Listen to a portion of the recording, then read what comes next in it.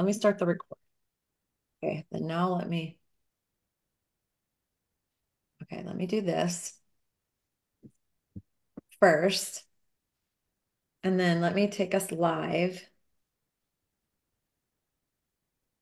and let me spotlight us. Me too. I want to be there with you. Okay, perfect. Welcome. We're taking us live on Facebook. Give me a sec. I think I can only take it on my own page. Yeah, it's not letting me do other things. Let me make sure.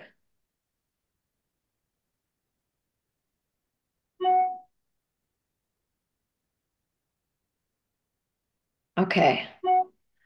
Let's say, what is this? This is day 3. Day 3, our children. Okay.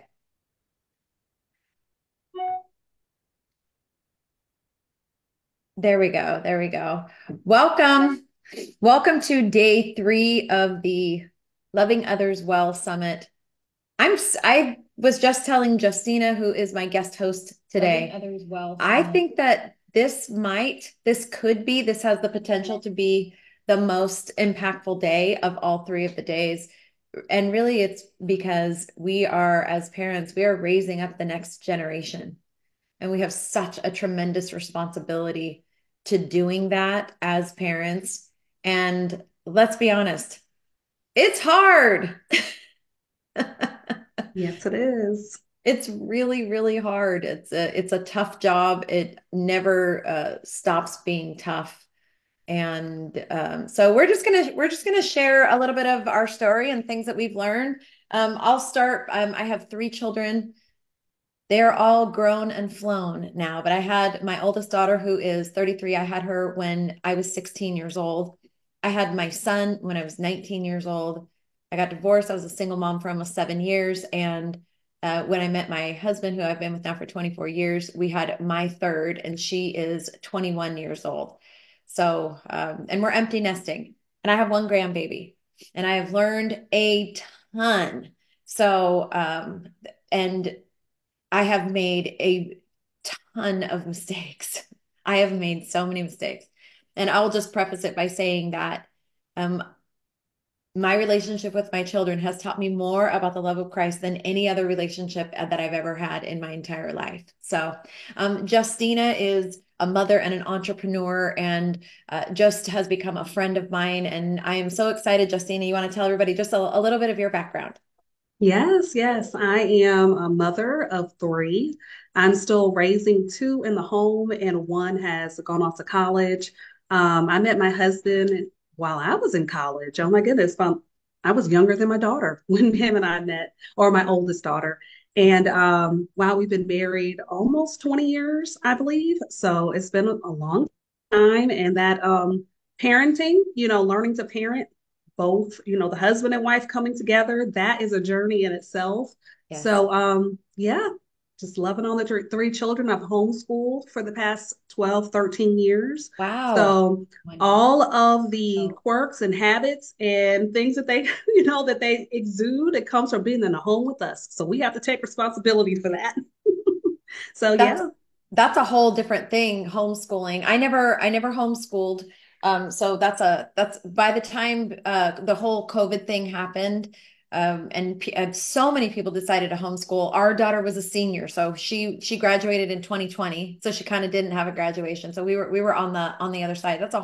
We could do a whole summit just on that, right? The whole Yes. homeschooling and what it takes and the adjustments of life. But I know you've written some things down, so let's just start. Our goal Yeah. here today is to help you learn from the things that we have learned, number one. And really my main goal is to break off generational curses. We are raising up the next generation. We have a responsibility as parents, mothers, fathers, step parents, foster parents, grandparents, aunts and uncles. We have a responsibility to raise up the next generation, to be prepared to fulfill their calling. So I feel really passionate about this. Yeah. So if we're going to break those generational curses, I believe we have to have a relationship with our children, right? And I can remember, and anything I share here, my mom already knows because we've had the conversation. But I can remember growing up and being like 15, 16 and not liking my mom, like feeling I don't like her. So the things that she would try to say to me or speak to me, I can't take those things in. I can't take them to heart because we don't have a relationship. So I think the most important thing for me is shepherding the heart of my children, which means when they're angry and they're upset, that I don't shut them down. And don't get me wrong, I've done this for the longest. My oldest will tell you it is through her and I's relationship, my oldest now that's an adult child, that I can actually do better with the younger ones. So I'm always apologizing to her, like I'm so sorry for the way that I did this or that. But I think shepherding their hearts, their feelings are important. And I can remember like anytime I felt something, it was always, you have an attitude. That is that was it. You have an attitude. Instead of helping our children to identify their feelings. And if we can help them identify their feelings, um, understand what they're feeling, then they're going to have a little bit more patience for us and they're going to trust us in the relationship so that when we do speak to them, we're speaking to from a tender heart ourselves and them having a tender heart, and then they can kind of receive the things that we have to say. So that's one of the things I have on my list right now is letting them have their feelings, helping them to express their feelings, and then the other part is validating their feelings, even when I don't agree. That was one of the hardest things I had to learn is my son may be angry that I took his phone. And instead of me saying, get out of my face, you were wrong, like just going in on him, I can say, I understand you're angry and I would be angry too. It's just that relating with them. So that would be the first thing I wanted to share is just their feelings and their hearts, shepherding their hearts. Yeah, that's so good. I think that we grew up in a generation, or I did, Generation X, where it was the first generation, starting from what they call the greatest generation, where kids began to have validation because our parents, they grew up in the generation of kids should be seen and not heard.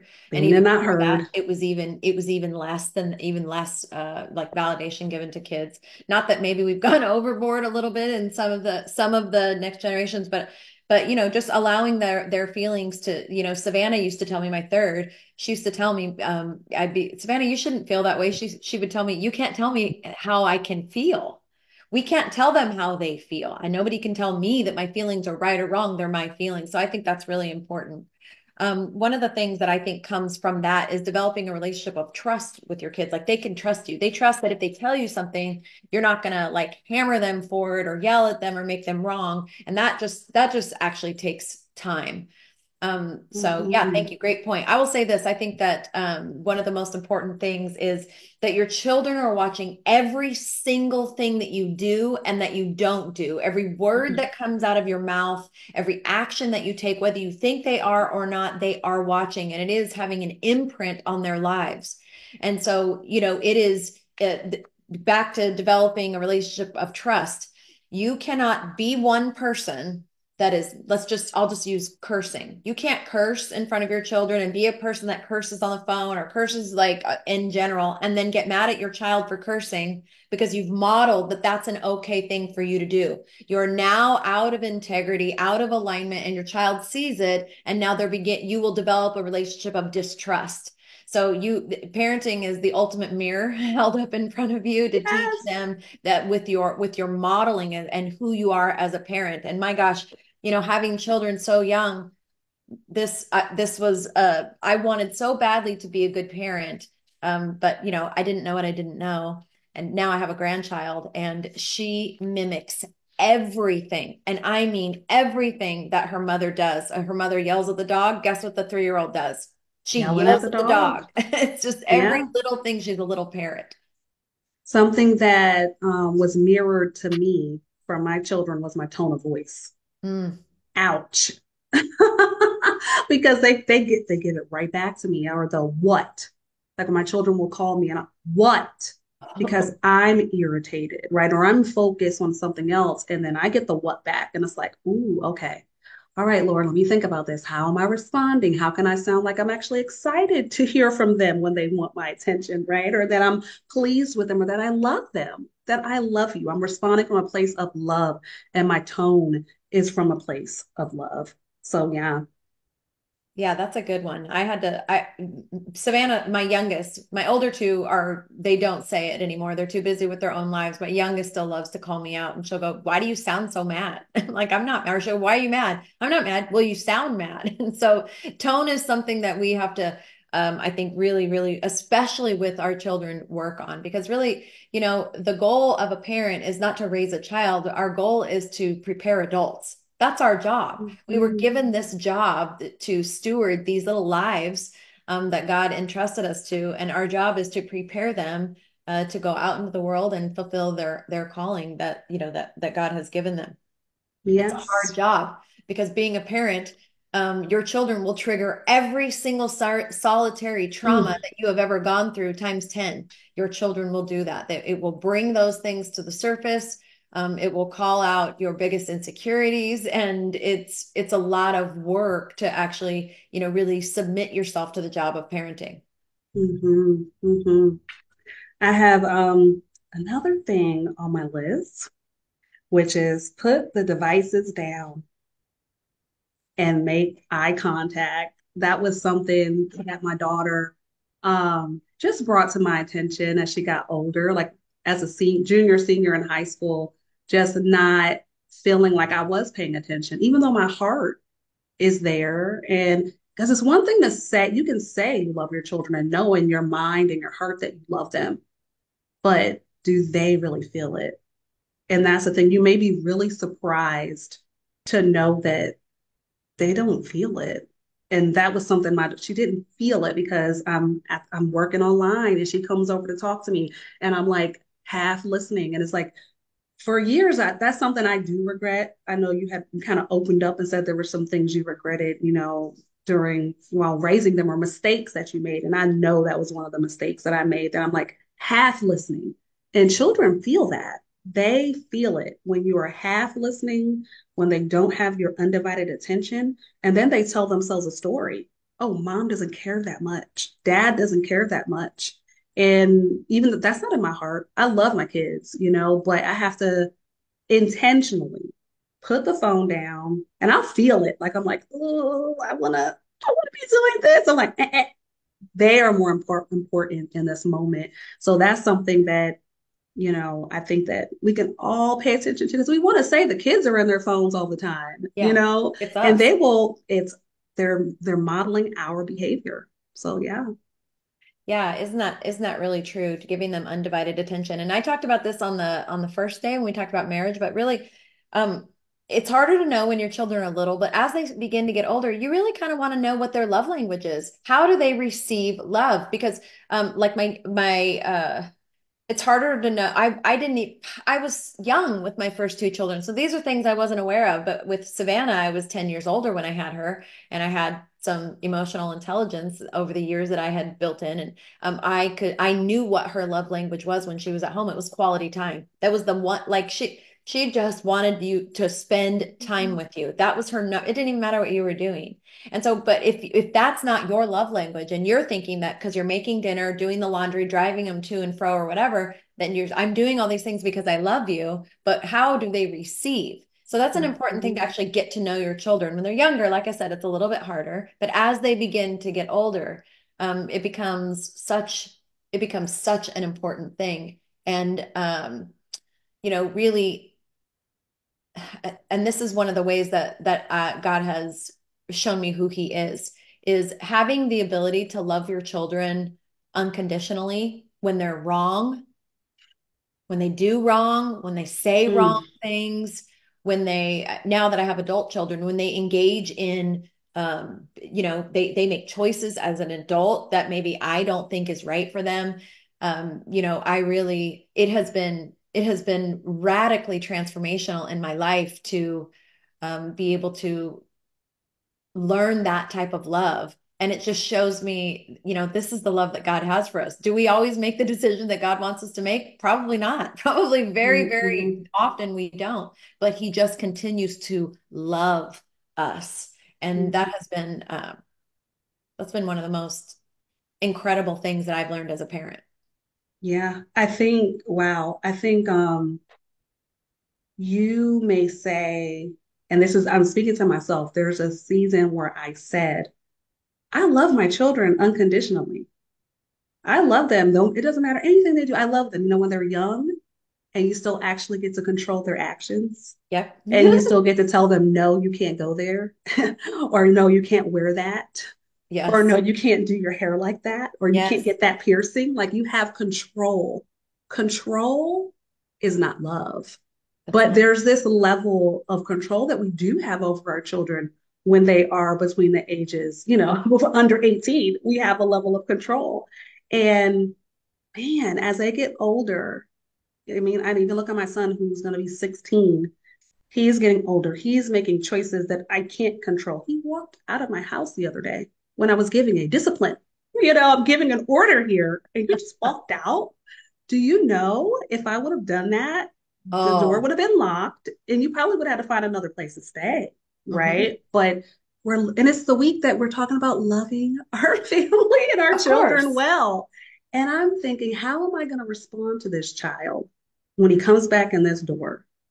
And it was totally different than how I would have responded in the past because, oh my goodness, I want to be that role model. I want to display the love of Jesus to my children, not what I think is love. Because I know there's a season where when I was doing and how I was acting was not showing them the love of Jesus. It was more so you did something wrong. I'm going to yell at you. Get out of my face. You've made me upset. It's like a little shame Yeah. that you bring with it, right? There's some shame that's going out. There's some blame that's going out. And I feel like the more we can minimize that, we're loving more well and we're loving better and we're loving more like Jesus because Jesus isn't giving us the shame. He's not remembering what we did 3 months later, 6 months later, then throwing it in our faces. Yeah. I'm guilty of all of that, like throwing it back in their face when they've done something wrong. And I can just see their little hearts like, Yes. crunch and like shrivel up when you do that. So yeah, it's a lot. Our kids are not always going to do the things that we want them to. Michelle, that I've reached out to you over, some really, really tough things that I encountered last year. And I felt like I didn't even know how to function or how to like love in that moment. Because it's weird. It's so strange that we can say we love our children, but then we can also withhold it at the same time when they're Yeah. not doing what we want. So that's something to really think about. It's really true. And I'm gonna address that, but I want to first talk about a time that sticks out in my memory really, really strong that I feel very ashamed of, a way that I treated my children. So my oldest daughter, who's now 33, we went through a period of time from like right around she turned, well, it started really at 17, but when she turned right around 18, 17 and a half, 18, she estranged herself from me. Nothing happened. There wasn't this big thing. She had pulled away. She had outside influences and she did not want to have a relationship with me. Now, I had her at 16. I gave up every dream I ever had because my new dream was to be a great parent to this baby I was a child raising a child. So when she started to kind of have this independence and rebellion against me and then separated herself from me, I went into a very, very deep depression. It was very, very sad. Um, and we started to pull apart. Well, there was this one time where she came to visit. She had moved out of our home. She came to visit, so there were still the other two kids at home, and Savannah was a little baby. Like if Brianna was 17, that means Savannah was 5, so she was in kindergarten, and they were all in one of the kids' beds, all three of them, and they were giggling and laughing, and they were having the time of their lives. And do you want to know what I did? all I could think about was the fact that Savannah had to get up early for kindergarten tomorrow and they kept her up late. And I went into the bedroom and I scolded all of them. And when I still see all three of their faces, if there was any moment, it makes me want to cry. I wish so desperately that I could take back my need to have Savannah go to bed properly and allow those three siblings to have a moment together. Because I lost my sister. I lost both of my sisters. One of my sisters when I was young and one when I was older. And, I have such regret and the looks on their faces to be like, what is your actual problem? Why are you so mean? And that was a really, really mean thing. And so we have moments as a parent. I've actually apologized to all three of them. I don't even know if they remember it. I do. I remember it horribly. And just Hmm. wish it's just one of those moments I wish I could take back and just like if there was ever a moment that you were so worried about the house getting cleaned or some chore getting done, but in the big picture, it actually doesn't matter. It's not one of those things in 5 years, would you really care if that thing got done? And that was one of those moments.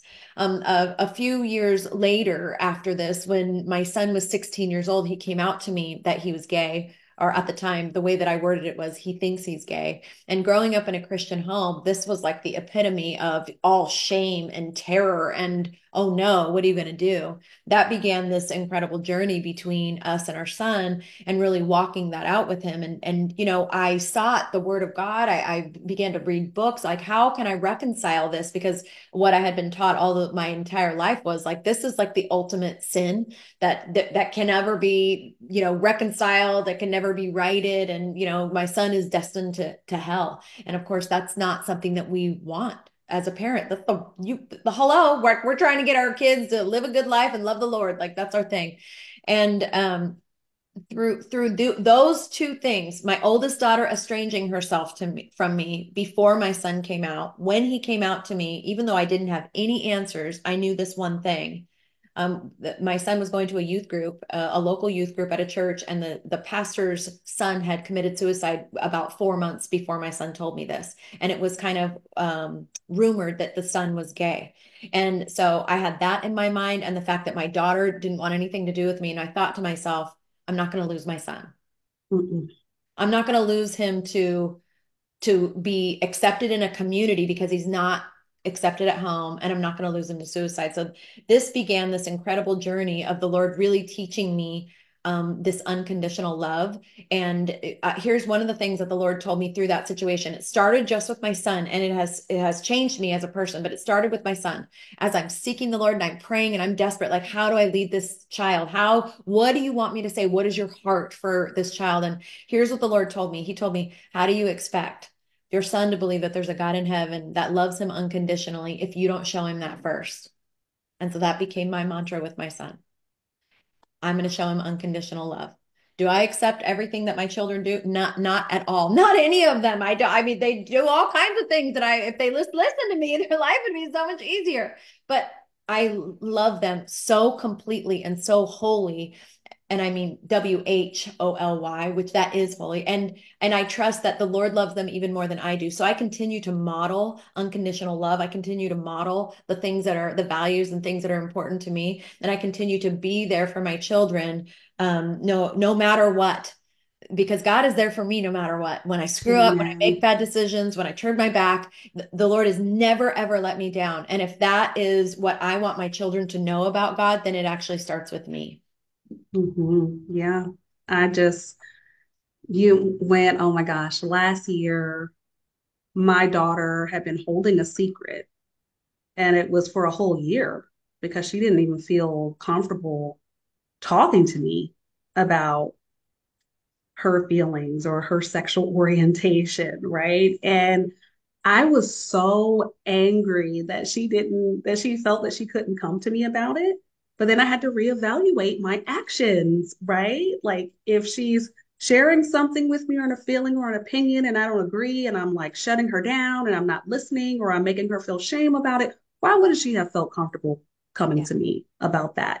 So when she did talk with me, um, about it. It was a shocker, and it was a test for sure. I had like, this is so fresh for me that I like literally probably 30 days of silence just so I wouldn't say the wrong thing. And that was the best I could do at that time. You know, I knew I didn't want to say the wrong thing to hurt, to hurt hurt her or not show the love of Christ. But I also know in that moment I didn't have the capacity to show the love.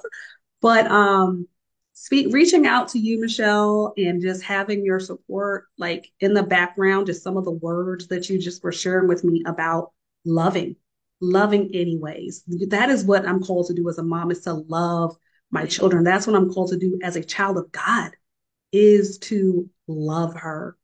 And that has been the journey. It's almost like since this situation came to play, our relationship has grown and just Mm. been even better. And God started revealing like a lot of things I shared earlier about things that I did wrong and how I didn't go about things.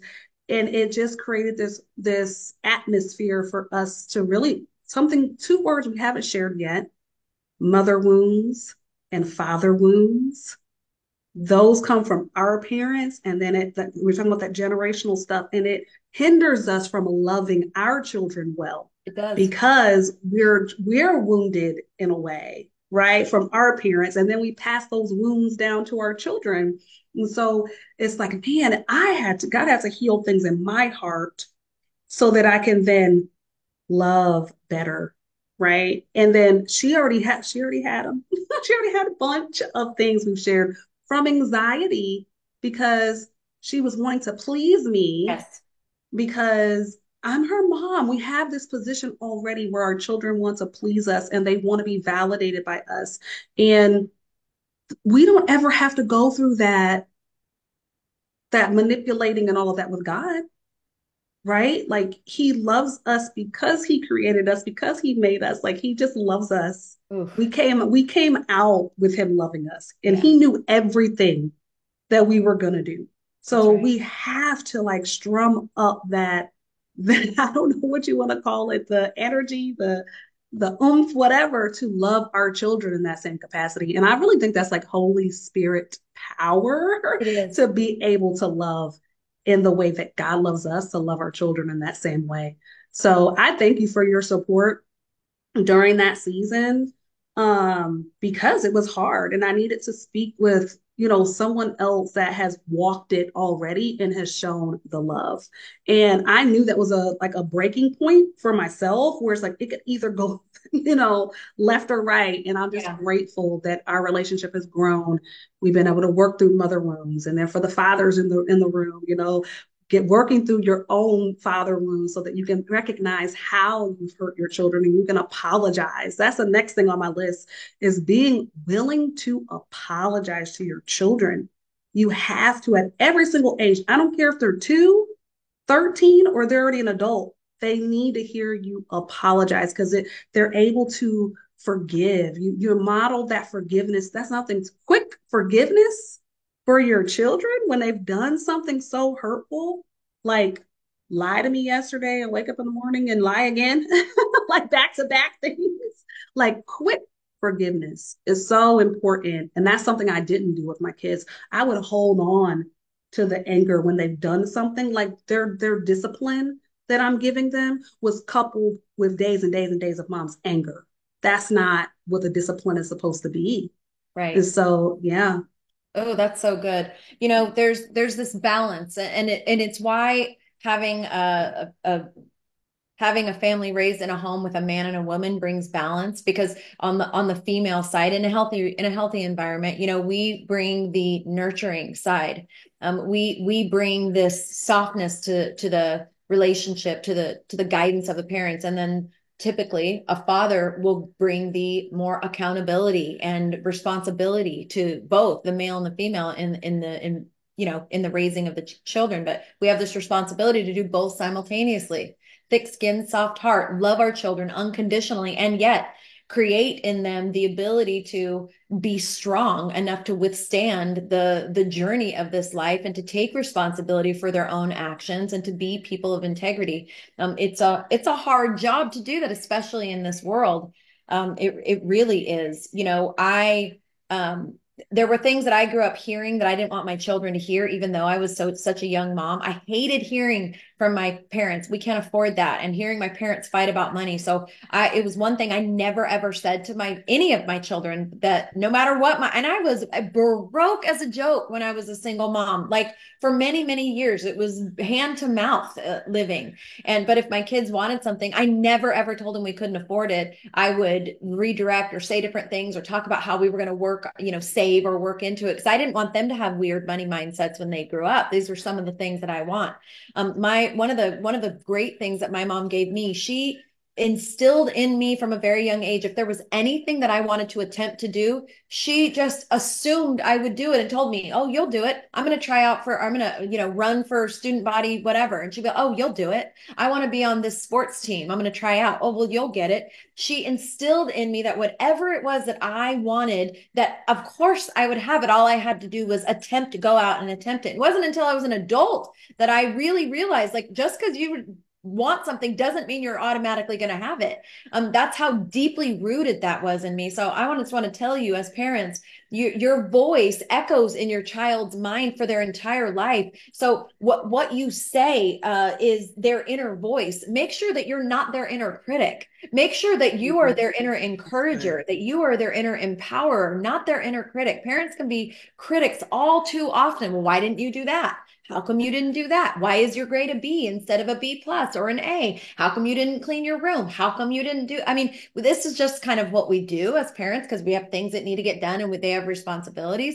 But it's very, very important that you become, that the voice that you have in your children's lives becomes the voice of an encourager. I'm so thankful. I got a lot of other things I could say about my parents. This is one thing that I've taken with me and has been such a value to my life, is that being the voice of encouragement and speaking their gifts into existence. I Mhm. Because of my mom was that way with me, I began with all of my children to speak their gifts into existence. If I thought they saw that they were good at anything, I spoke it into existence. "Oh my gosh, you're amazing at this. You should keep doing that. You're doing so good at it." I would speak their gifts into existence and allow them to hear those words coming out of the mouth of the person that, cares for them and loves them so much. Mhm. That's so good. So good. Because, like you said, as your children get older, you are their inner voice. You really are. And yeah, that's really, really good. The inner voice being the encourager or the critiquer. Something else, when I remember reading in the Bible how Abraham blessed his children, or Isaac blessed, like just the different people, how they're blessing their Yes. children. They're giving the blessing. It was actually like a moment. It's a big Yes. deal to Like a get the blessing. ceremony. It was like a ceremony. Yes, yes. And excuse me, I've been sick lately, y'all. Overcoming. But I thought, oh my goodness, I feel like the Holy Spirit impressed it upon me that you need to create those moments where you give them the blessings. So I remember a couple times throughout their life, I'll just be like, come on, everybody, we're going to get the blessing. I'm giving blessings Love today. it. And I'd, speak over one and come and Mm. speak over the, anoint their heads and speak a blessing over your children. So that came to my mind as you were talking. But yeah, that encouragement piece, that's a daily thing. It's Daily. not just not just a ceremony, but it is a daily piece.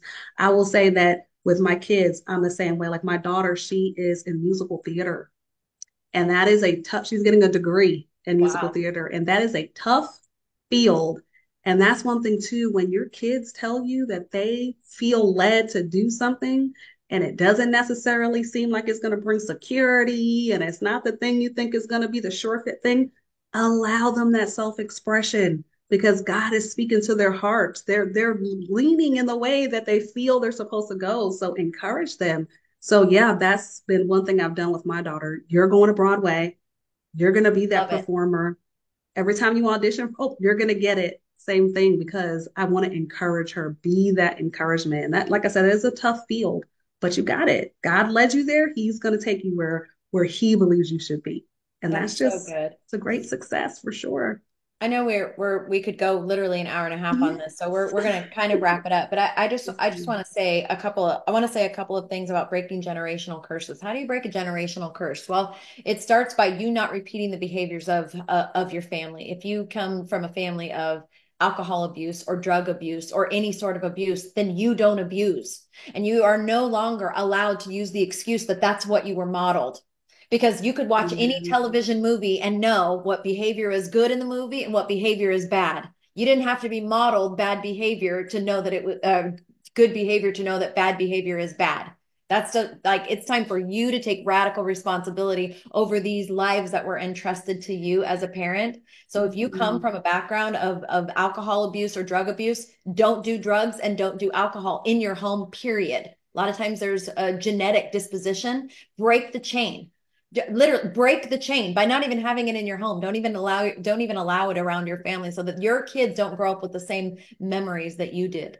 Such an Mhm. important piece. And I want to say this too, like your children as they get older, in the beginning, you're everything that they think and believe is because of what you're modeling and what you're saying to them. But as they get older, they have their own walk with the Lord and it isn't yours. So as they get older, there's this separation that happens where we're giving them more responsibility and they're having, more independent lives. And then there comes a point where you all you can do for them is pray over them because you are no Yeah. longer having the same amount of influence. You're still modeling. I still model for my children my behavior now with a 33, a 31, and a 21-year-old. I'm still modeling behavior because now they're remembering it. But their walk with the Lord is between them and God. It's not I'm not the Holy Spirit. I'm just their mother. So I continue to pray for them and pray for them. I'd love to hear kind of a couple of your last thoughts here, and then I'm just going to go through just a few things about breaking generational curses, and then we'll finish it up. Yeah. When I think about generational curses, we all know the patterns that are in our family. Behavioral patterns, thought patterns. We know what has brought destruction. We see it. Yeah. And if you're not sure how to identify it, call it out, ask Holy Spirit to reveal it to you. And when he does, get on your knees. That's going to be the first thing. Get on your knees and pray and just ask Holy Spirit to break those things, to break those agreements. Some of those things are spiritual, and it's spiritual warfare, and you can renounce and revoke and plead the blood of Jesus. I mean, get on your knees. That's the first thing I want to say. Um, well, I'll say the main thing that I want to say about generational curses, they come in the form of lies. Mm-hmm. They come in the form of vows. Mm-hmm. I'm never going to, or these absolutes that might be operating in your family. And yeah, we have the power. The power is in the tongue. We have to speak those things and break them and go to the Father. So that's what I would say about generational agreements, generational curses, all those type of things. You can break those things off your family because you have the authority in Jesus' name. So You yeah. have the authority and you have the responsibility to do it and to allow yourself to just fall into the patterns because it's what you were modeled is literally a disobedience and it is a lack of it is a lack of discipline. And that's not what I want to teach my kids. So I'm going to go through a couple of things that I wrote down that I heard recently about breaking generational curses. Don't yell at your kids before they go to bed and expect them to sleep well. Hate that. Don't yell at your kids before they go to school and expect them to have a good day. You set the tone. You will become the inner voice that they always remember. Don't be their inner critic. Speak life, speak truth, speak bravery, speak their gifts into existence. And just know this that we get, if we're lucky, and this will make me cry, we get 18 summers if we're lucky. 18. I've had all 18 summers with all three of my kids. That time of my life is over. I wish so much I could go back with the person that I am now and raise them all over again, but we don't get that. We don't get that. We do the best that we can with the knowledge that we have at the time. Then I'll never forget my mom said to me once she was arguing with me about something that I was upset about when it come with my children when I was a single mom. And she goes, "Gosh, you just take it too serious." And I said, "It is serious for me." From day one, even though I was a child, I took raising my children so serious because I wanted to raise children that went out into the world and loved the Lord and were able to fulfill the calling on their life. And instead of this prayer that I prayed for so many years when my daughter and I were estranged, Lord, bring her back to me. This was my prayer. Lord, bring her back to me. Why doesn't she love me? Bring her back to me. My prayer switched after I had a real intense moment with the Lord. And my prayer became this, and it's my prayer for all three of my children. Lord, even if they never know me the way that I want them to know me, I pray that they know you. My prayer of my life is that my children know you and love you like I do. This is the most important gift that you can give them. Even if they don't do what you want them to do, they don't live where I want them to live. Both of my daughters are at the opposite ends of the country from me. One daughter's up almost to Canada. The other daughter's at the other side of the country in Florida. They're nowhere, they're far from me. I don't get to see them or be with them every day, but they have their walk with the Lord. And Lord, my prayer is for them that you will surround them with saints that can speak life into them, and that you will show yourself to them every day in their lives, and that they will love you and fall in love with you the way that that we have as their parents. And I think that that is a really profound way to have an impact on their lives and break off generational curses. Justina, you are a phenomenal wife, mother, businesswoman, friend. I just am so blessed by you and your leadership. And thank you for joining me today for the final day of the Loving Others Well Summit. Well, thank you so much, Michelle. I'm honored to be here. Thank you. If you are have been watching these, this is just some of the stuff that we like to do inside of our community, Girl Power Alliance. Every now and again, we'll offer these little free things so people can get a glimpse into what's important to us. It's family. It's growing together. It's keeping Christ at the center. It's helping to break off these lies from the enemy. And the enemy wants to attack the family first. That's why we did marriage, being single, and then today, being a parent. And so we want to invite you into our community, whether it's Girl Power Alliance or Real Men Alliance, to be surrounded by a host, hundreds and hundreds of women and now men that are going to speak life into you, that are going to encourage you, they're going to pray with and for you. And you have an opportunity to be a part of this as a participant, and to be a part of this as somebody that shares it with other people and builds an income. So I just want to say thank you to everybody. Happy Valentine's Day. Thank you, Justina. Love you. Mwah. And thank you for joining us for Love the you too. Loving Well Summit. Bye, everybody. Bye.